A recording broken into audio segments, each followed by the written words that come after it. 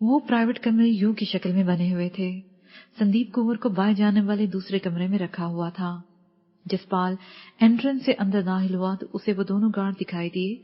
वो एक बेंच पर बैठे आपस में बातें कर रहे थे।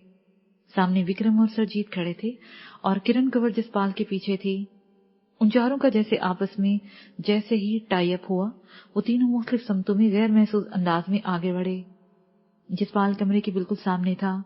वो दोनों कॉरिडोर में दाएं बाएं से आ रहे थे जिस वक्त इन दोनों ने अचानक इन गार्डों पर वार किया। उसी लम्हे वो कमरे के अंदर दाखिल हो गया। उसके पीछे ही किरण कंवर अंदर चली गई। संदीप कंवर अस्पताल के लिबास में सामने बेड पर लेटी हुई थी। एक नर्स माँ गार्ड उसके दाएं जानिब और दूसरी बाएं जानिब बैठी हुई थी। वो तीनों आपस में बातें कर रही थी। जैसे ही जसपाल को उन्होंने देखा, वो चौंकते हुए एक साथ तेजी से बोली, कौन हो तुम? जसपाल ने जवाब नहीं दिया, बल्कि बढ़कर एक जोरदार थप्पड़ उसके मुंह पर मार दिया। उसी लम्हे किरण कंवर ने भी ऐसा किया। उसके साथ ही उन्होंने पिस्टल निकाल लिए। दीवार की जानिब मुंह करके खड़ी हो जाओ, सर पर हाथ रखो, जरा सी भी हरकत की तो गोली भेजे में उतर जाएगी। जसपाल ने यूं सर्द लहजे में कहा कि वो गार्ड फौरन ही मुड़ गई। किरण कंवर भी दूसरी को दीवार के साथ लगा चुकी थी। तभी जसपाल ने संदीप से कहा, चलो अपने पांव पर जाओगे या तुम्हें उठा ले? कौन हो तुम लोग? उसे सख्ती से पूछा। मेजर राठौर फ्रॉम रा। इतना काफी है या मजीद बताऊं? ये कहते हुए उसने आंख दबा दी। संदीप ने एक बार हैरत से उसे देखा, फिर उसका तना हुआ चेहरा ढीला पड़ गया। उसे समझ में नहीं आया था। वैसे मुझे ही बुलवा लिया जाता, ये कोई तरीका नहीं है। संदीप कंवर ने फिर सख्ती से कहा तो किरण कंवर बोली, ये लड़की ज्यादा बकवास न करो, सारी बातें ऊपर जाके बताना, हमें तुम पर एतमाद नहीं रहा। चलें सर? उसके यूं कहते ही जसपाल ने संदीप को उठा लिया। वो मुजाहमत करने लगी। जसपाल की गिरफ्त ऐसी थी कि वो खुद उससे छुड़ा न सकी। वो इसे लेके बाहर की जाने बढ़ गया। तभी उसे पीछे से किरण कंवर की आवाज आई, कौन यहाँ आया था? किसी को मालूम नहीं होना चाहिए, सिर्फ अपने इंचार्ज को बताना, वरना तुम खुद जिम्मेदार होगी। कमरे से बाहर वाले गार्ड बेहोश थे। विक्रम एंट्रेंस के पास गया। सरजीत और किरण ने कवर लिया। जसपाल तेजी से आगे बढ़ा। इस दौरान जसपाल ने संदीप कंवर के कान में कहा, जमाल, हम उसके साथी हैं। ये सुनते ही उसका बदन ढीला पड़ गया। उसने सामने खड़ी गाड़ी में संदीप कुंवर को डाल दिया। तब तक बाकी बैठ गए और गाड़ी चल दी। वहां जसपाल अकेला रह गया। वो तेजी से अपनी बाइक की तरफ जा रहा था कि बचन कंवर बाइक पर बैठ गई और उसने स्टार्ट कर ली। जब तक वो पीछे आकर बैठा, उसने गियर लगा दिया। गाड़ी गेट के पास पहुंच गई थी। उसी लम्हे एक फायर हुआ जो गाड़ी में लगा। उसके साथ ही कई फायर हुए। जसपाल ने मुड़कर देखा, 2 आदमी हाथों में पिस्टल लिए कार को निशाना बना रहे थे। जैसे ही उन्होंने ये कंफर्म कर लिया कि गाड़ी गेट पार कर गई है, वो तेजी से कार की जाने बढ़े ताकि उसका पीछा किया जा सके। बचन गेट से बाहर निकलकर रुकना, जसपाल ने तेजी से कहा तो वो बोली, ओके। जैसे ही वो कार इनके करीब से गुजरी, उसने बचन से कहा कि ड्राइवर के करीब ले जाओ। उसे ऐसा ही किया। बचन ने बाइक ड्राइवर की खिड़की के करीब लगा दी। दूसरा उसके साथ पैसेंजर सीट पर था। दोनों की पूरी तवज्जो सामने गाड़ी की तरफ थी। जसपाल ने पहला फायर साथ बैठे हुए बंदे पर, दूसरा ड्राइवर पर किया। उनकी कार लहराई। तब तक जसपाल ने टायर पर फायर कर दिया। एक धमाका हुआ। बचन, अब निकलो, जसपाल ने तेजी से कहा तो बचन ने बाइक की रफ्तार खतरनाक हद तक बढ़ा दी। एक तयशुदा मोड़ पर फिलिंग स्टेशन के पास कार लिए नूतन कंवर खड़ी थी। उन्होंने बाइक वहीं छोड़ दी और कार में जा बैठे। उनके बैठते ही नूतन कंवर ने कहा, अब हमने वापस गुलवाली नहीं जाना। कहाँ जाना है? जसपाल ने पूछा। जैसे ही वो लोग किसी ठिकाने पर पहुंचेंगे, हमें पता चल जाएगा। तब तक हमें कुछ वक्त गुजारना है। वो सुकून से बोली तो बचन कंवर ने कहा, किसी जगह रुक जाया जाए? हाँ, बात तुम्हारी ठीक है, नूतन ने कहा और सड़क किनारे जूस के ठेले के पास कार रोक दी। जूस पीते हुए 15 मिनट लग गए थे जब इन्हें फोन मिला। नूतन को पूरी लोकेशन समझा देगी। वो चल दी। वो अमृतसर का नॉर्थ उम्मीदशुदा पोश इलाका था। काफी खूबसूरत बंगले थे। एक बंगले पर जाकर उसने कार मिलाई। अंदर से विक्रम सिंह बाहर आया। वो पोर्च तक कार ले गए। तभी सुरजीत सिंह भी बाहर आ गया। उसने नूतन कुंवर से कहा, लो जी, हम सब जा रहे हैं गुलवाली, वहीं रुकेंगे। यहाँ जसपाल और तुम रहोगी। अब संभालो सब। وہ سب چلے گئے تو جسپال نے نوتن کنور کو لیا اور اس کمرے میں چلے گئے جہاں سندیپ کنور پڑی ہوئی تھی۔ وہ جسپال کو دیکھتے ہوئے بولی، تمہیں جمال نے کیسے؟ ابھی تمہاری اس سے فون پر بات کراتا ہوں، جسپال نے کہا، اور اس نے قریب فون لے کر بیٹھ گیا۔ کچھ لمحوں بعد فون لگ گیا تو جمال کی آواز ابھری۔ اس نے فون سندیپ کو تھما دیا۔ وہ دونوں باتیں کرتے رہے۔ چند منٹ بعد اس نے فون واپس دے دیا۔ وہ جسپال کو گہری نگاہوں سے یوں دیکھ رہی تھی جیسے وہ اس کا مسیحا ہو۔ ایسے کیا دیکھ رہی ہو؟ پہلے تو مجھے یہ لگا کہ ایک جگہ سے نکل کر کسی دوسری جگہ پھنس گئی ہوں، لیکن اب مجھے یقین ہو گیا ہے کہ میں آزاد ہوں۔ اس نے تشکر بھرے لہجے میں کہا، اب تم آزاد ہی ہو۔ نوتن نے کہا، سب سے پہلے تو میرے یہ کپڑے، ان سے نجات دلاؤ مجھے۔ سندیپ کنور نے کہا، ٹھیک ہے، کچھ کرتے ہیں۔ نوتن نے کہا تو جسپال وہاں سے اٹھ گیا۔ نیا پیراگراف۔ آدھی رات کے بعد جا کر کہیں سب کا ہلا گلا ختم ہوا۔ میں انہی کے ساتھ ان کی خوشی میں مصروف رہا۔ سونی بھی وہی رہی۔ جب سارے تھک گئے تو دوسروں کی طرح وہ بھی اپنے کمرے میں چلی گئی۔ ایسے ہی وقت میں جسپال نے میری بات سندیپ کنور سے کروائی۔ وہ بہت خوش تھی کہ اب وہ محفوظ ہے۔ میں نے پھر بات کرنے کا کہہ کر فون بند کر دیا۔ میں جب کمرے میں گیا تو وہ جاگ رہی تھی۔ ہم سوئے نہیں یہاں تک کہ صبح صادق کا وقت ہو گیا۔ ہم نہا چکے تو سونی اپنی معمولات میں مشغول ہو گئی اور میں سونے کے لیے لیٹا ہی تھا کہ سلیمان کا فون آ گیا۔ میں نے تیزی سے فون ریسیو کیا۔ خیر ہے سلیمان؟ خیر ہی ہے، تم ایسے کرو لاؤنج میں آؤ، کسی سے ملنا ہے۔ یہ کہہ کر اس نے فون بند کر دیا۔ میں تیزی سے لاؤنج میں پہنچا تو وہاں پر اکیلا سلیمان ٹہل رہا تھا۔ مجھے دیکھتے ہی باہر کی جانب لپکا۔ میں بھی اس کے پاس چلا گیا۔ وہ کار میں بیٹھ چکا تھا۔ میں اس کے ساتھ بیٹھ گیا تو وہ گیٹ کی جانب چل دیا۔ کس سے ملنا ہے؟ جیسے ہی اس نے گیٹ پار کیا تو میں نے پوچھا، تب وہ الجھے ہوئے گہرے لہجے میں بولا، جمال، یہ بندہ جو ابھی تمہیں ملنے آ رہا ہے اس پورے ریجن کا ہے ہی نہیں، پورے جنوبی ایشیا میں بہت اہم ہے۔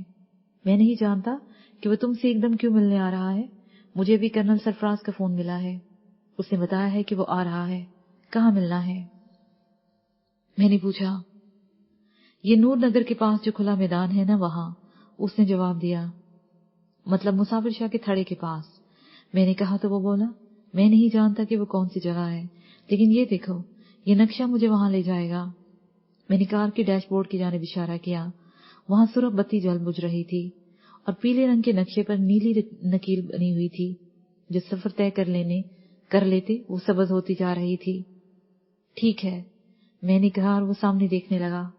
وہ درست سمت پر جا رہا تھا، یہاں تک کہ ہم مسافر شاہ کے تھڑے پر پہنچ گئے جہاں مکمل اندھیرا تھا، لیکن درختوں اور کمرے کے پاس چودھری اشفاق سمیت سارے کھڑے تھے۔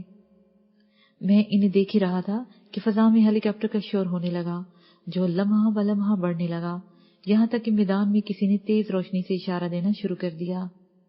اس جگمگ کرتی روشنی میں مجھے یوں لگا جیسے وہاں پر بہت سارے لوگ کھڑے ہیں۔ ہیلی کاپٹر کی روشنی روشن ہو گئی۔ تب نیچے کئی سارے لوگ دکھائی دیے، وہ سب سیکیورٹی پر تھے۔ ہیلی کاپٹر روشنی کی لکیر میں ہی اترنے لگا۔ وہ ہم سے کافی فاصلے پر اتر رہا تھا، یہاں تک کہ وہ زمین کے ساتھ آ لگا۔ چند منٹ بعد ایک کار کی ہیڈ لائٹس روشن ہوئی اور وہ ہماری جانب بڑھنے لگی۔ اسی وقت سلیمان میرے قریب آیا اور ایک کمرے کی جانب اشارہ کرتے ہوئے بولا، مہمان کو اس طرف لے کر جانا ہے، وہیں بات کرنی ہے۔ ایسے میں کار ہمارے پاس آ گئی اور اس میں سے وہ نکلا۔ اس کے ساتھ ہی بہت سارے سیکیورٹی کے لوگ اس کے ارد گرد ہو گئے۔ وہ ایک بوڑھا سا آدمی تھا، لیکن اس کی گردن تنی ہوئی تھی اور وہ سیدھا یوں بڑھ رہا تھا جیسے کوئی پرانا فوجی ہو۔ اس نے بلیک پتلون پر سفید شرٹ پہنی ہوئی تھی جس پر بلیک بو لگی ہوئی تھی۔ میں آگے بڑھا تو اس نے مجھ سے مصافحے کے لیے ہاتھ بڑھایا۔ میں ہوں جمال، میں نے کہا۔ جانتا ہوں، اور میں سکندر حیات۔ آئیں، اسے مسکراتے ہوئے کہا تو ہم اس کمرے کی جانب بڑھ گئے۔ کمرے میں 2 صوفے رکھے ہوئے تھے، یہ کسی نے رکھوا دیے ہوں گے۔ ہم دونوں آمنے سامنے بیٹھ گئے۔ دھیمی روشنی ہونے کے باوجود اس کا چہرہ واضح دکھائی دے رہا تھا۔ سفید رنگ، لمبی ناک، پتلے پتلے ہونٹ، آنکھیں بڑی بڑی اور سیاہ گہری چمکتی ہوئی، بال سفید، کلین شیو۔ پہلی نگاہ میں لگا جیسے کہ وہ کوئی بیوروکریٹ سفارتکار ہو۔ مسٹر جمال، میں جو باتیں کرنا چاہ رہا ہوں وہ فون پر بھی کہہ سکتا تھا، لیکن مجھے تم سے ملنے، تمہیں دیکھنے کا بے حد شوق تھا۔ میں تمہیں بہت پہلے سے جانتا ہوں، लेकिन उस वक्त मेरी तवज्जो तुम पर ज्यादा होगी जब तुमने बम्बई में अपना वक्त गुजारा। जी, मैं इससे ज्यादा ना कह पाया। मैं समझता हूँ कि तुम्हें जो भी टास्क दिया जाए तुम पूरा कर लोगे, लेकिन हुआ ये कि अब तक तुम्हें कोई बड़ा टास्क दिया ही नहीं गया। खैर, अब वक्त आ गया है। इससे पहले कि मैं तुम्हें टास्क दूं, कुछ बातें कहना मुनासिब समझता हूँ।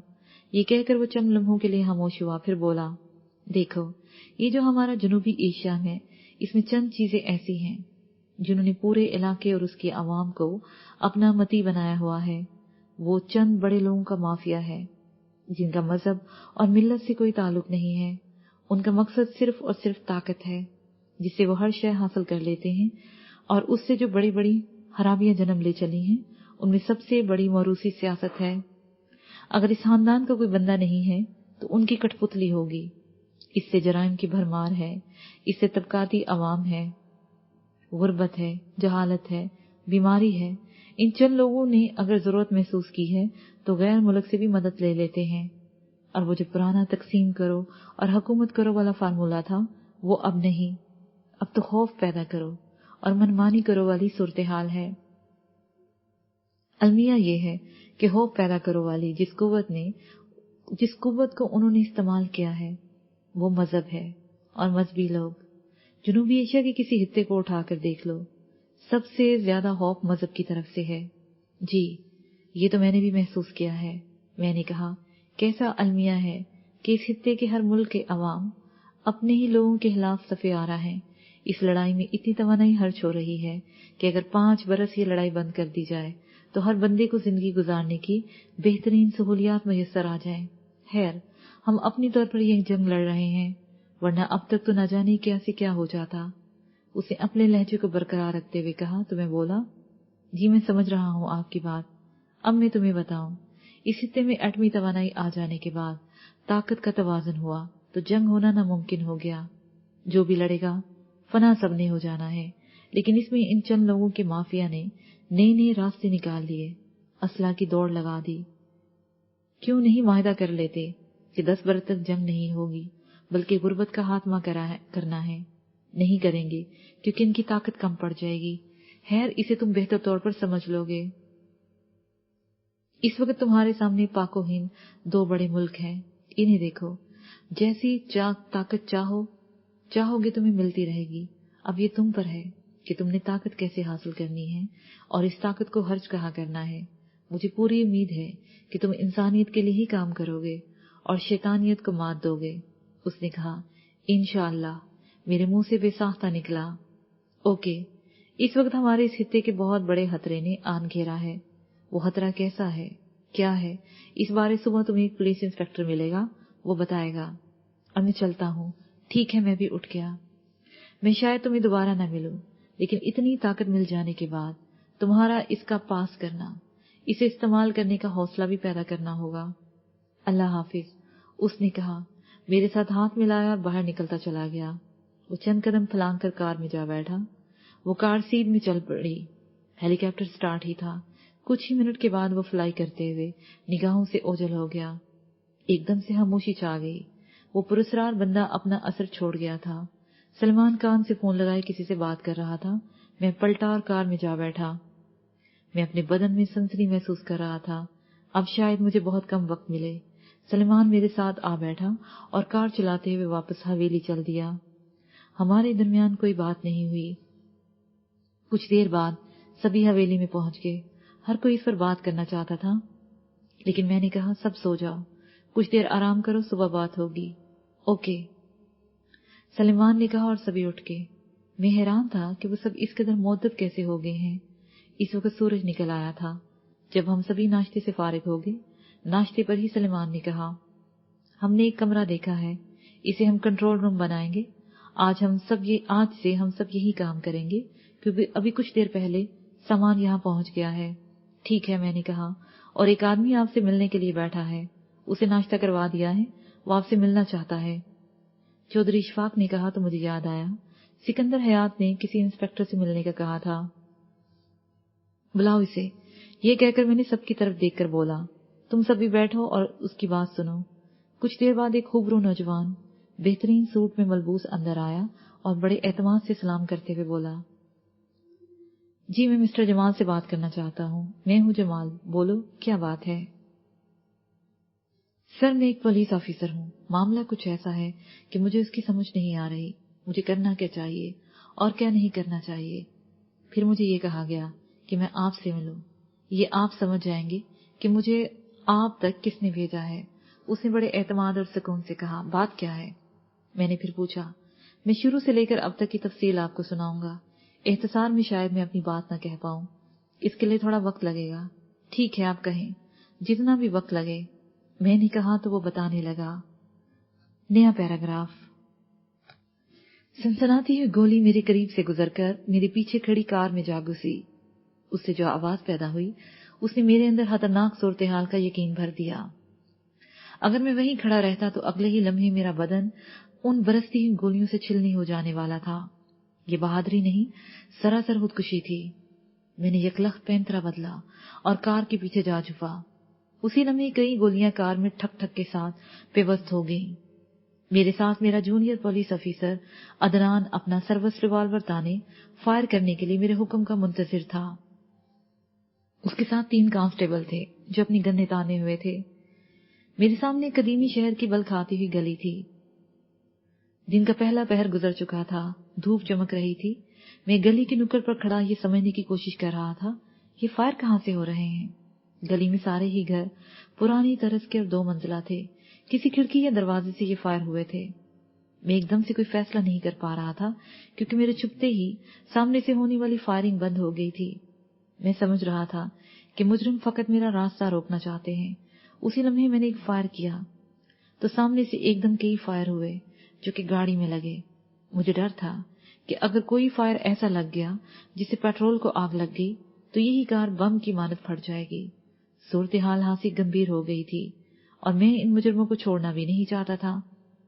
دفتن عدنان کی سرسراتی ہوئی آواز میرے عقب سے ابھری، سر یہ علاقہ خطرناک ہے، یہاں ہم ان کا مقابلہ نہیں کر پائیں گے، ہمیں مزید نفری چاہیے ہوئے گی۔ عدنان نے تشویش بھرے لہجے میں مجھے مشورہ دیا تھا، لیکن میں کچھ اور سوچ رہا تھا۔ میں نے اس کا جواب دینے کے بجائے تیزی سے پوچھا، اس گلی کے دوسری طرف کیا ہے؟ میرا مطلب ہے کہیں کھلتی ہے یا بند ہے؟ کھلتی ہے، دوسری طرف ایک مصروف روڈ ہے، درمیان میں بھی کئی گلیاں ہیں اور وہ بتا رہا تھا، مگر میں نے اس کی پوری بات نہیں سنی۔ میں نے تیزی سے کار کے اندر ہاتھ ڈالا اور وائرلیس پر صورتحال سے آگاہ کر دیا۔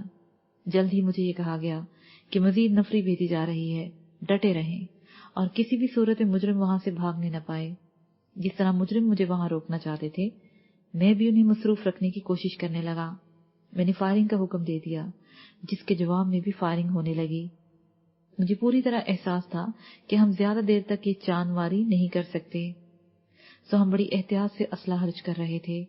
تقریباً 1 گھنٹہ پہلے میں اپنے تھانے میں تھا جب مجھے وائرلیس پر اطلاع دی گئی کہ ہمارے علاقے میں سیاہ 4 ویل جیپ میں مجرم فرار ہو رہے ہیں، انہیں ہر حال میں روکنا ہے۔ 4 ویل کا نمبر اور لوکیشن بھی بتا دی گئی کہ وہ کہاں پر ہے۔ میں ایک لمحہ ضائع کیے بغیر تھانے سے اپنی ہی کار میں اپنے جونیئر آفیسر اور کانسٹیبل کے ساتھ نکل پڑا تھا۔ سڑک تک آتے ہمیں وائرلیس کے ذریعے معلوم ہو گیا تھا کہ وہ سیاہ 4 ویل کس طرف سے آ رہی ہے۔ میں نے ایک محسوس جگہ پر ناکا لگانے کا سوچا اور اس طرف بڑھ گیا۔ وہاں سے کسی بھی صورت وہ 4 ویل نہیں نکل سکتی تھی۔ جیسے ہی میں وہاں پہنچا اور ناکا لگانے ہی والا تھا کہ وہ 4 ویل آتی ہوئی دکھائی دی۔ اتنا وقت ہی نہیں تھا، ہم اسے ناکا لگا کر نہیں روک سکتے تھے۔ میں نے اپنی کار سڑک کے درمیان کر کے اسے روکنے کی کوشش کی لیکن ہمیں دیر ہو گئی تھی، وہ سپیڈ میں تھی اس لیے ہمارے قریب سے نکل گئی۔ اب سوائے تعاقب کی کوئی چارہ نہیں تھا۔ میں نے اپنی کار اس کے پیچھے لگا دی۔ 20-25 منٹ کے تعاقب کے بعد وہ قدیمی شہر کی انہی گلیوں میں گھس گئی۔ میں ان کے پیچھے لگا رہا یہاں تک کہ وہ اس گلی میں گھس گئے۔ میں جیسے ہی گلی میں داخل ہوا وہاں پر سیاہ 4 ویل نہیں تھی، دو جیسے وہ گلی میں 4 ویل کو نگل گئی ہو۔ اتنی جلدی وہ 4 ویل گلی پار نہیں کر سکتی تھی۔ مجھے پورا یقین ہو گیا تھا وہ اسی گلی میں گھسے ہوئے ہیں۔ ہم وہاں گلی کے نکڑ پر رک گئے۔ اس وقت میں کار سے اتر کر اطراف کا جائزہ لینے لگا کہ ایک دم سے فائرنگ ہونے لگی اور مجھے وہاں چھپنا پڑا۔ تبھی مجھے یقین ہو گیا کہ مجرم یہی کہیں ہیں، اگر میں کوشش کروں تو میں انہیں پکڑ سکتا ہوں۔ میں نفری کا انتظار کر رہا تھا 15 मिनट के अंदर अंदर इस पूरे इलाके को घेर लिया गया। इस गली की दूसरी जानब इंस्पेक्टर दिलशाद आ गया हुआ था। उसके साथ भारी नफरी थी। हम दोनों के दरमियान राब्ता हो गया था। उस वक्त वायरलेस और इंस्पेक्टर दिलशाद से जो मालूमात मिली, इसके मुताबिक हमारे मतलूबा मुजरिम किसी अहम शख्स को एयरपोर्ट से अगवा करके भागे थे। एक तरह से इस इलाके में कर्फ्यू लगा दिया गया। घर घर तलाशी शुरू होगी। इसी दौरान पता चला इस गली ही में एक ज़ेली गली थी जो दाएं तरफ खुलती थी। एक 4 व्हील उसमें से आसानी के साथ जा सकती थी। फिर सर्द आ भर कर कहा गया, बिलाशुबा वो इसी गली में से फरार होने में कामयाब हो गए थे। लेकिन जमाल, ये सोचो कि मुजरिमों ने कहां से फायर किया और क्यों किया। वो जीप यहां से निकलकर कहां गई। इंस्पेक्टर दिलशाद भी वही सोच रहा था। जो सोच मुझे चुभन दे रही थी। तभी मैंने कहा, इन सवालों के जवाब तो वही दे सकते हैं, या फिर यहां से तलाशी के दौरान कोई इशारा मिल जाए। ठीक है, यहाँ की तलाशी के बाद हम बात करते हैं, उसने कहा और पूरी नफरी लगा दी। हमने अंदाजे के मुताबिक तलाशी शुरू कर दी। मैं एक घर में घुसा। ढोड़ी के बाद छोटा सा सहन था। सामने तख्त पर एक उधेड़ उम्र खातून और उसकी जितनी उम्र वाला एक शख्स बैठा हुआ था। उन्हीं के पास तख्त पोश पर एक उधेड़ उम्र शख्स आंखें बंद किए लेटा हुआ था, जिसके पास एक नौजवान लड़की परेशानी के आलम में कभी हमें देखती और कभी इस बूढ़े शख्स को देख रही थी। इससे पहले कि मैं उनसे कोई बात करता, मेरे साथ आए लोग सीढ़ियों से ऊपर चले गए। मेरे सामने मौजूद बूढ़े और नौजवान लड़की मुझे खौफजदा अंदाज में मेरी तरफ देखे चले जा रहे थे। चंद लोग अंदरूनी कमरों में घुस गए। तभी उस नौजवान लड़की ने बड़ी लजालत से कहा, इंस्पेक्टर प्लीज, मेरे नाना को इस वक्त अस्पताल पहुंचाना बहुत जरूरी है। मैं इन्हें लेकर नहीं निकल रही थी। इन्हें लेकर निकल ही रही थी कि हमारी छत पर से फायरिंग होने लगी। इनकी हालत मजीद खराब हो गई है। इन्हें फौरी तौर पर अस्पताल पहुंचाना बहुत जरूरी है, वरना। बूढ़े का रंग तांबे के जैसा था, जैसा अक्सर उन यूरोपियन का होता है जो गर्म ममालिक में ज्यादा रहे हों। उस बूढ़े की आंखें बंद थी और वो बरसों का बीमार लग रहा था।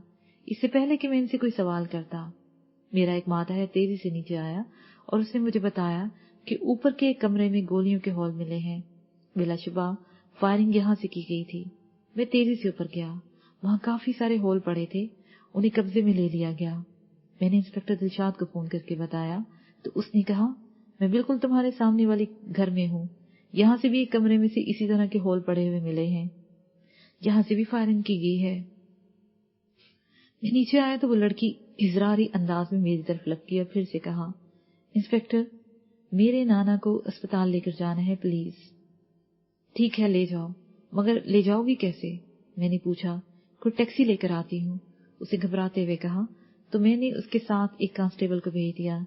मैं इस घर से बाहर निकलकर सामने का घर देखने लगा कि वायरलेस पर यह इतला सुनने को मिली कि शहर के दूसरे इलाके में एक स्याह 4 व्हील जीप मिली है जिसमें एक बूढ़ा बेहोश मिला है। शायद वही हो। मुजरिम उसे छोड़कर भाग गए हो। इंस्पेक्टर दिलशाद ने अपनी राय दी। अभी मालूम हो जाएगा, मैंने कहा। तो उसी वक्त एक दूसरी इतला सुनने को मिली कि जिस इलाके में हम खड़े थे वहीं करीब ही एक स्याह रंग की 4 व्हील जीप धमाके के बाद जल रही थी। हमें फौरन वहां पहुंचने को कहा गया। मैं अपनी साथ नफरी लेकर तेजी से अपनी जहम हुर्दा कार की जानब लेकर उस तरफ बढ़ा ताकि मौके पर जा सकूं। मैं मौके पर पहुंचा तो वो जीप जल चुकी थी। सड़क के एक तरफ जगह पर वो पार्क की गई थी।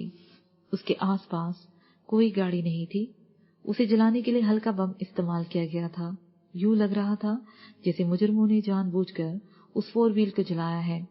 मैंने कोशिश करके उसका नंबर पढ़ लिया।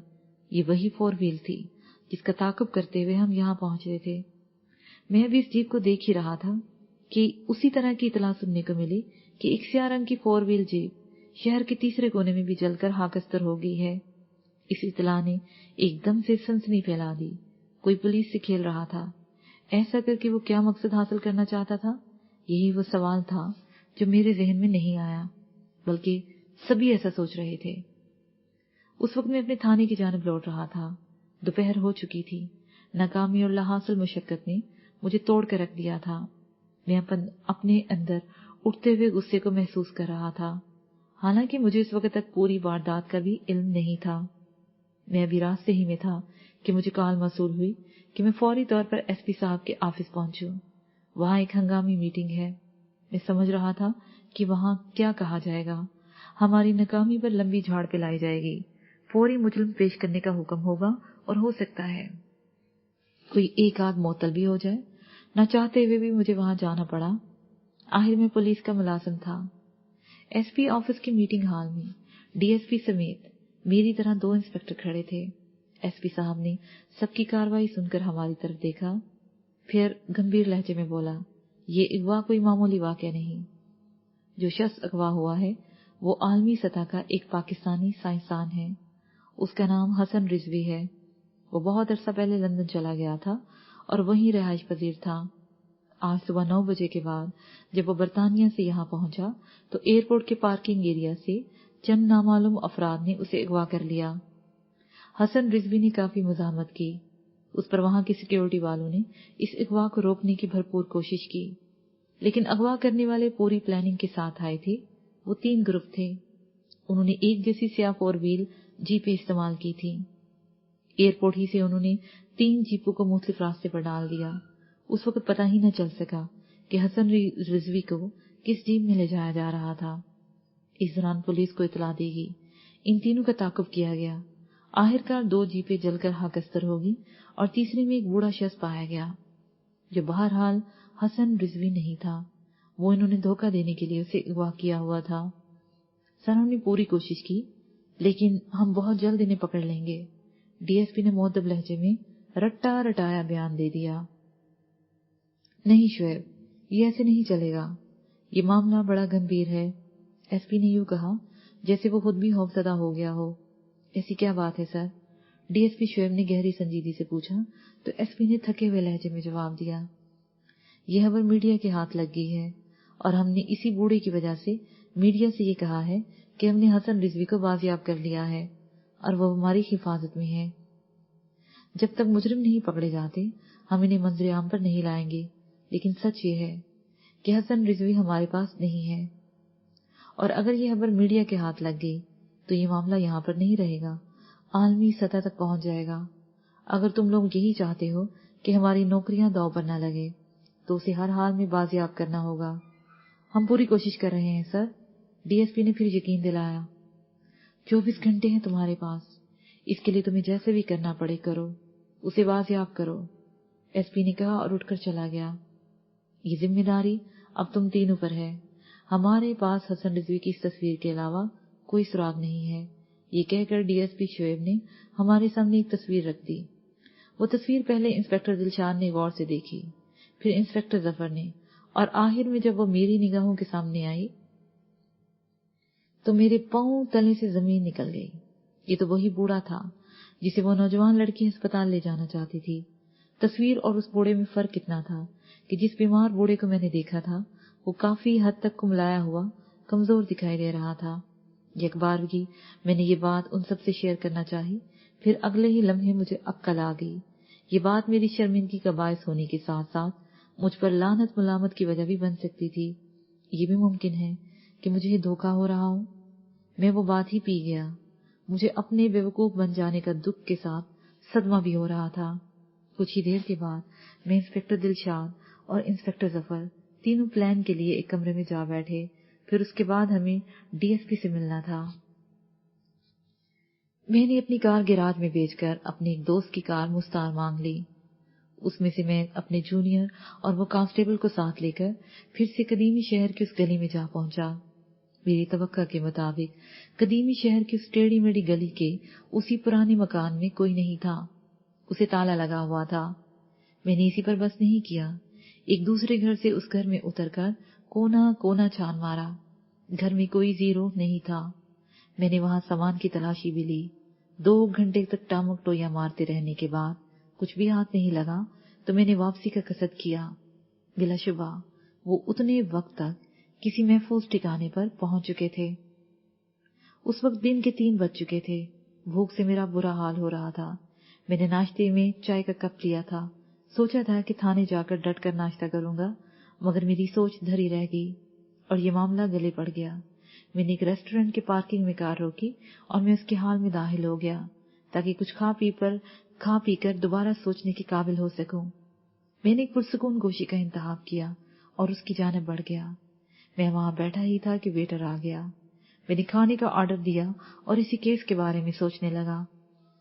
اس کے ساتھ ہی یہ پارٹ اپنے اختتام کو پہنچا۔